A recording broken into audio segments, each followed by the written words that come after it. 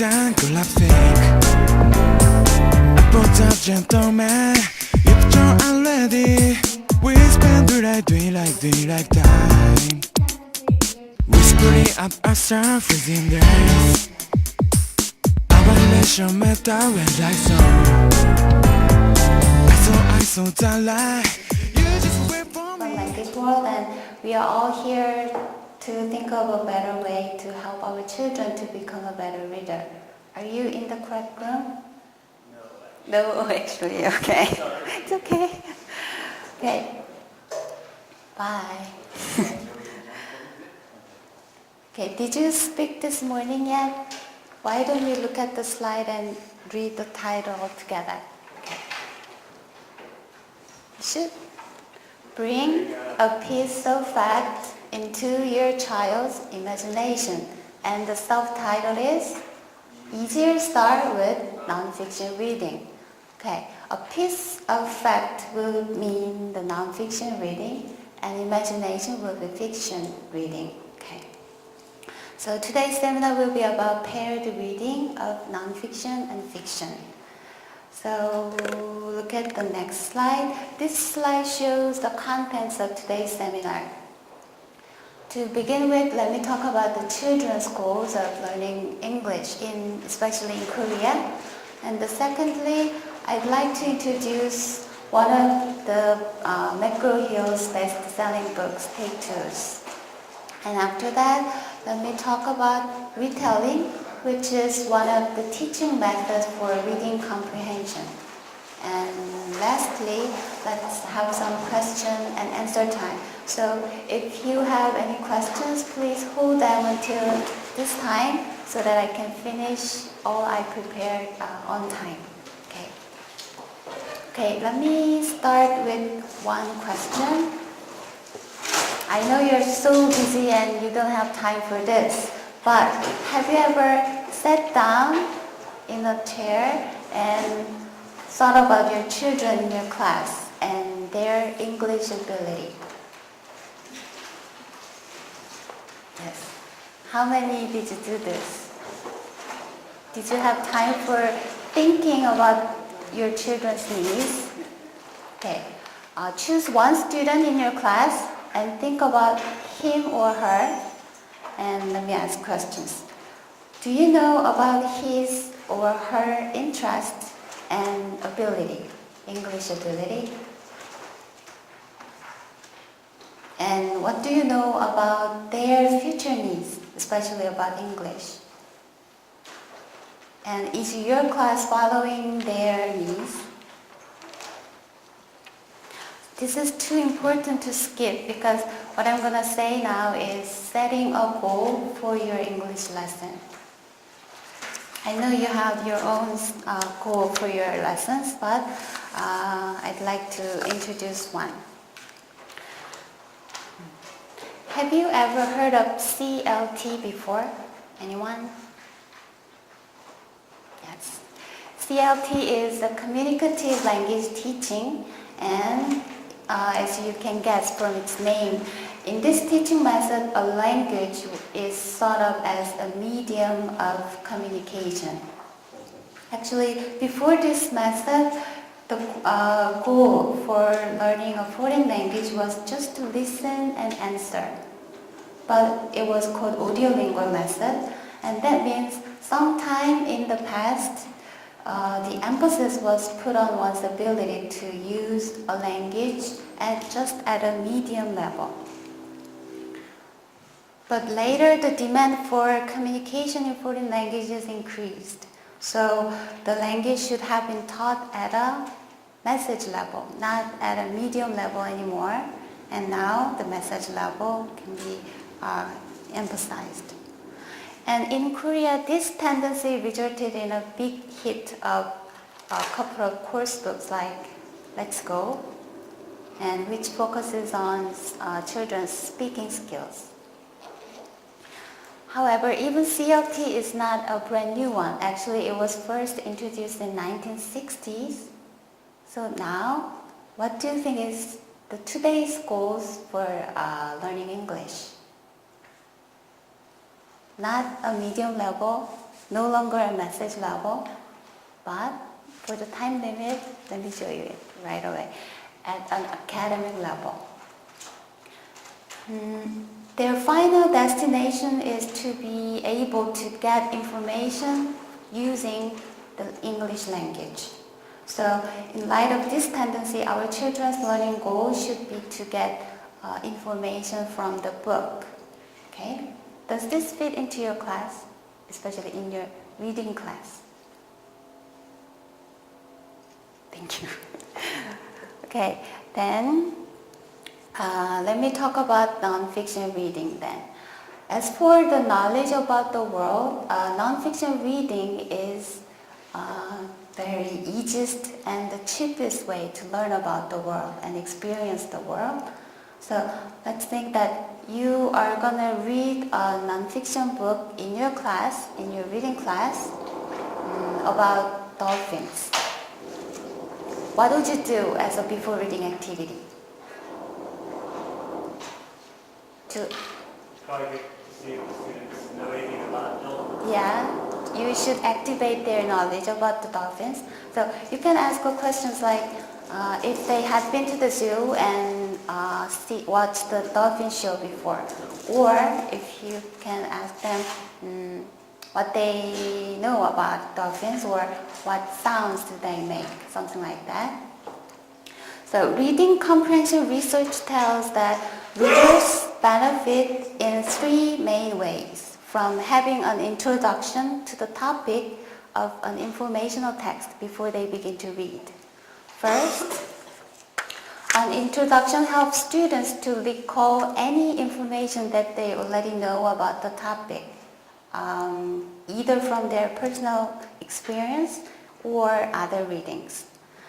So if the students keep this knowledge in mind as they read, they increase their opportunities to make sense of the information that they find in the text. The second, getting the students to start to think about the topic should increase their interest in the topic and thereby motivate them to read the text. Let me take you an example. There is a brochure and you can find a cartoon inside it. Actually, it's written in Korean, so let me explain it.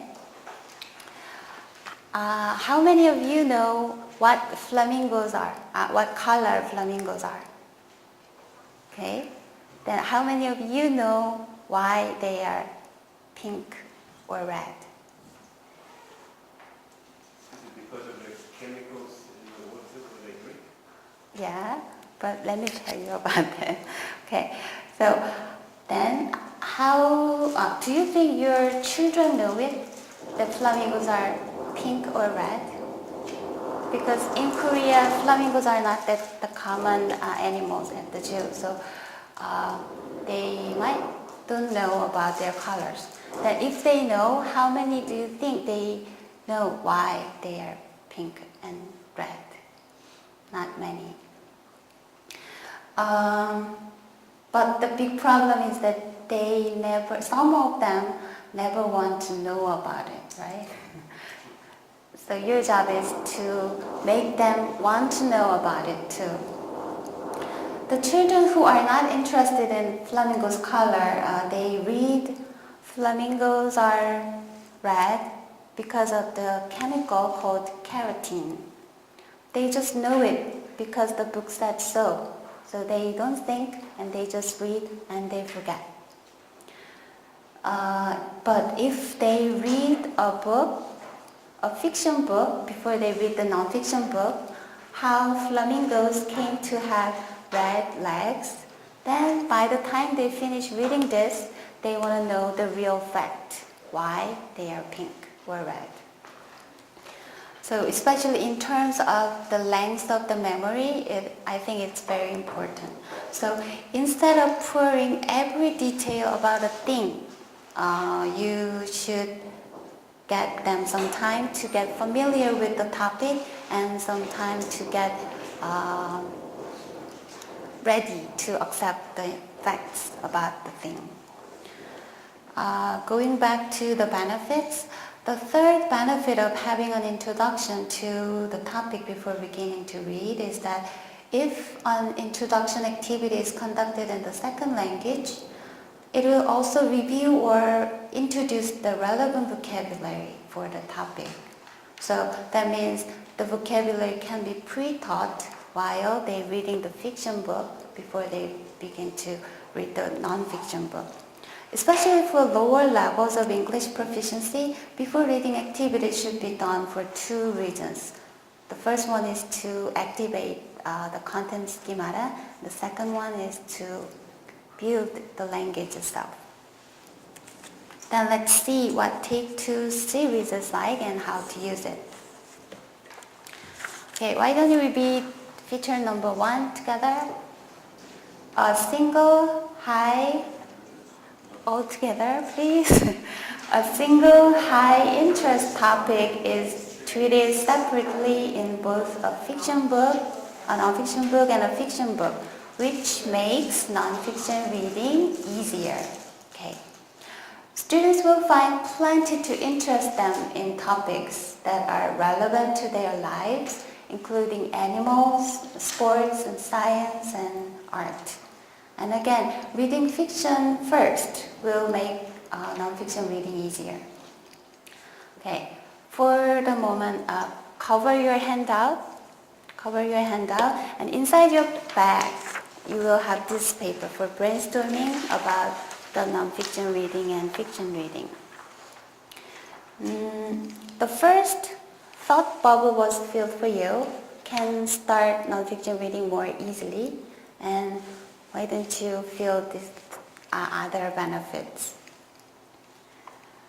Before we go on to feature number 2, I'd like to think about other effects of paired reading instead, as well as the first one. Let me give you 2 minutes and fill out the other thought bubbles. Okay, time's up. Because of the time limit, I'm not gonna listen to your answers, but I just wanted to bring your attention to the paired readings benefits. So I hope you have filled at least one bubble on your sheet. Did you? Good. Okay, let's move on to feature 2. Okay. Take Two provides the perfect opportunity to compare and contrast genres, distinguish between non-fiction and fiction, and make the transition from fiction to non-fiction reading strategies. The most basic distinction between fiction and non-fiction book is that if there are illustrations and pictures in the book, right? But that's for very young kids. As for non-fiction genres, there are report, persuasive, procedural, biography, and explanation, recounting, and descriptive. 7 genres.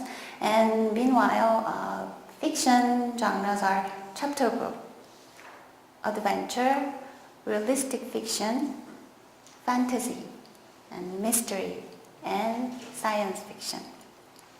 Different genres are presented in different text types.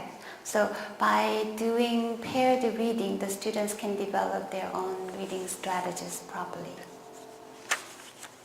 Okay, the last feature, number 3.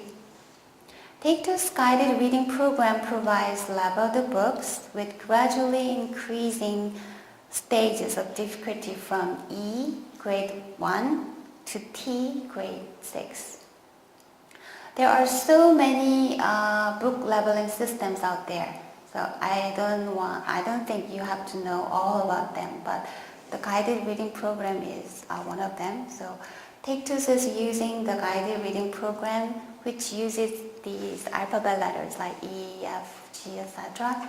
So Take Two can be used up to with secondary students. So choose whatever books that are appropriate for your students' level. Okay, then let's move on to retelling. Is there anyone who is doing retellings in your reading class? No? Yeah.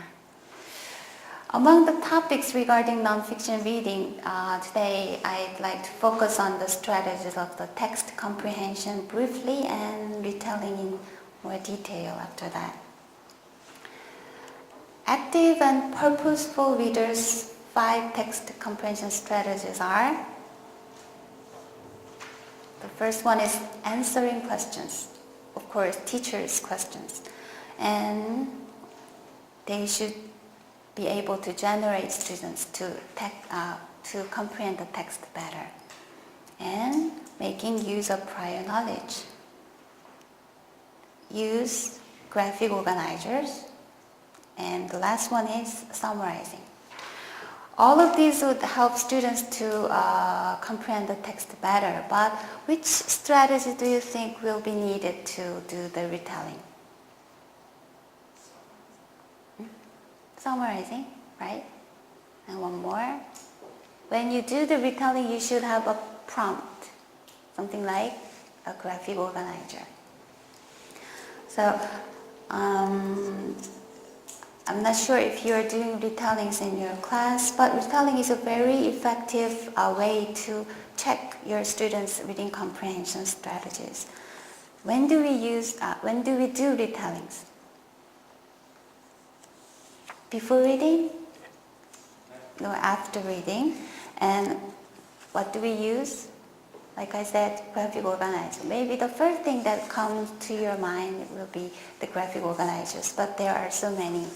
Let me tell you in detail later. Retelling tasks will help students develop the logical framework necessary to organize their thinking about reading. So for better story understanding, retelling is the one that you shouldn't skip at the after reading stage. I read from a book and it says the children who did the retellings in their classes every week for 3 weeks in a row, the vocabulary they used in their retellings increased every time. For example, if the students included 10 words out of the 20 keywords in their first retelling, in the second they included 11, and in their third 12. So this experiment shows that how effective doing retelling tasks is to story comprehension. Let me show you a chart called Hierarchy of Developmental Retellings. Look at the levels on the left-hand side. Immersion to early fluent to fluent. According to the level, students' retelling job should be different. At immersion level, students do just, look at the bottom one. Students do just oral recall of individual items or events in the story. And if they can do this, they go up and they do written sequential recall of individual items or events. And at immersion, early fluent level, they should be able to do oral and written retelling of basic story elements like characters and setting and the plot summary. If they can do this, they do oral and written plot summary. And as they reach the fluent level, they should do 2 things: oral, guided and unguided reading, and written, guided and unguided retelling.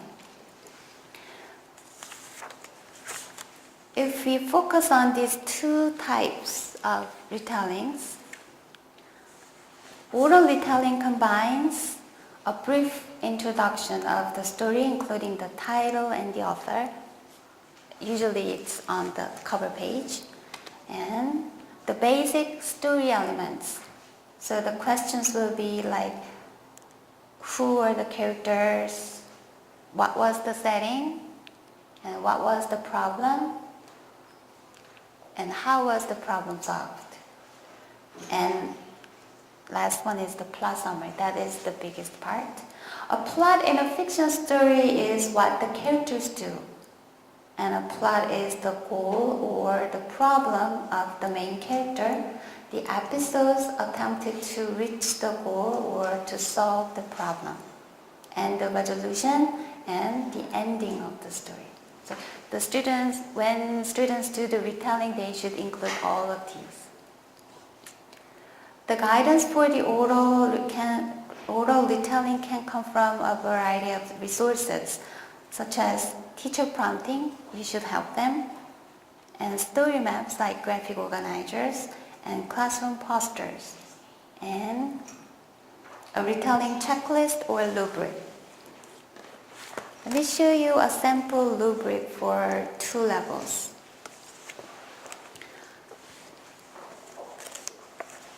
This one is for the immersion level students. Character, setting, problem, and solution. So teachers just check the items if the students included these items in their retellings. And for the fluent level, the problems will be a little bit complicated, like this. So the questions are like, did the student state the title? Did the students state the author? Describe the setting. State the characters. Name all the characters and state the problem, state the events, retell the events in sequence, and give solution to problem and tell how the story ended. Yeah, the students should include all of these items, and teachers should check all of them too. After doing the oral retelling, they do written retelling. Written retelling is a transfer of the oral retelling into paragraph form. So to do this, the first students complete the story map without referring to the book. It is not necessary for students to complete the story map using the complete sentences. Then they complete a written retelling in complete sentences. They should be encouraged to use the map as a prompt to guide their writing. This is the sample for 4-part story map a first grader in America completed. And this is a written retelling using the map, that map as a prompt with teacher direction. So of course in Korea the student cannot do this at the first grade, but for the second or third grade they should be able to do the oral retelling and the written retelling. Then now let's do the retelling using the Take Two's books. In your packet you have 2 books. In your bag, A Day with Emily, Emery Board, and The Story of a Book.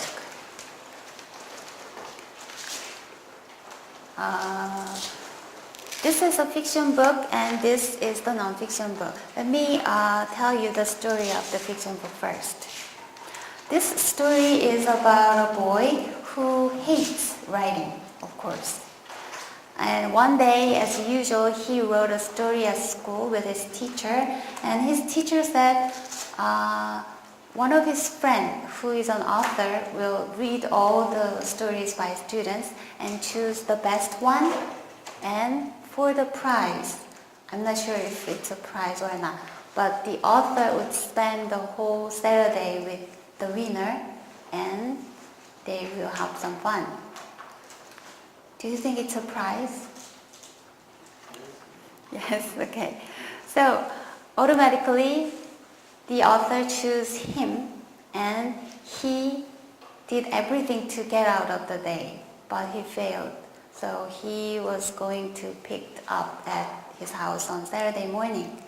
And he thought the author was an old and boring lady, but it's not. She was very young, and as you can see in the book, she picked him up in her car on page 8 and 9. A car was like a bathtub with 4 wheels. So they had so much fun on Saturday, and they talked about his writing, and she gave him a lesson about writing. but I'm not gonna say that. You read the story when you go back home.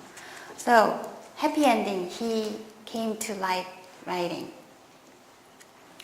And as a companion book, a nonfiction story is about a whole process of making a book, from writing to publishing.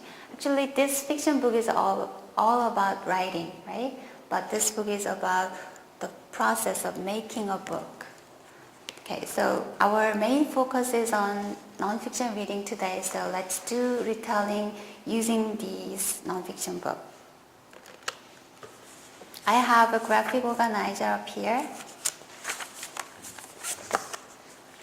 Actually, this story is mine.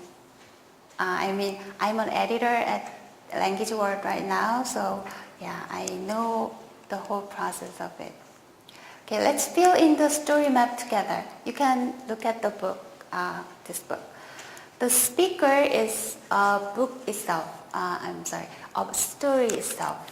And he says the whole process of its becoming a book with mentioning every job, every name of the job.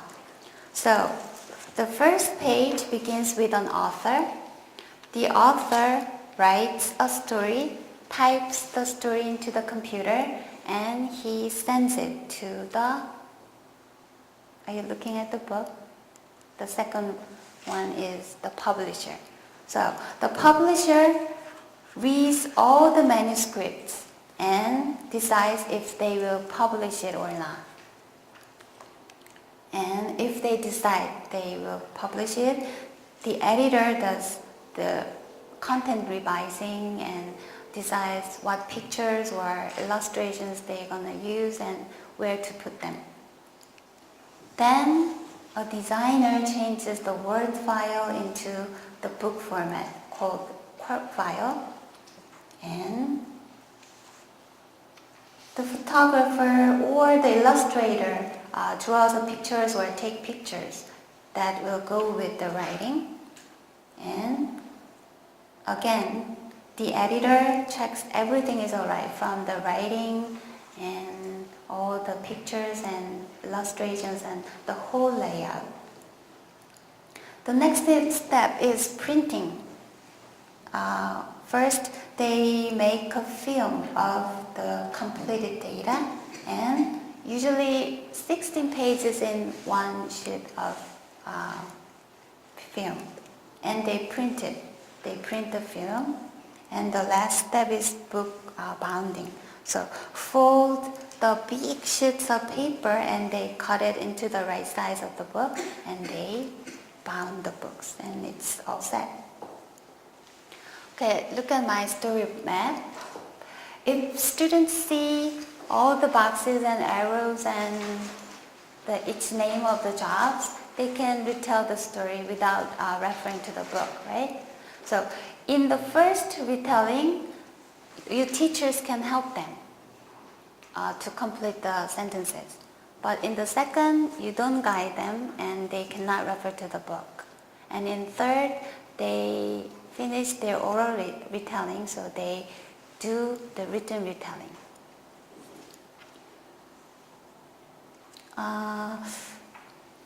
Non-fiction reading will accelerate your children's learning speed of English, as the goal we set at the beginning of the seminar.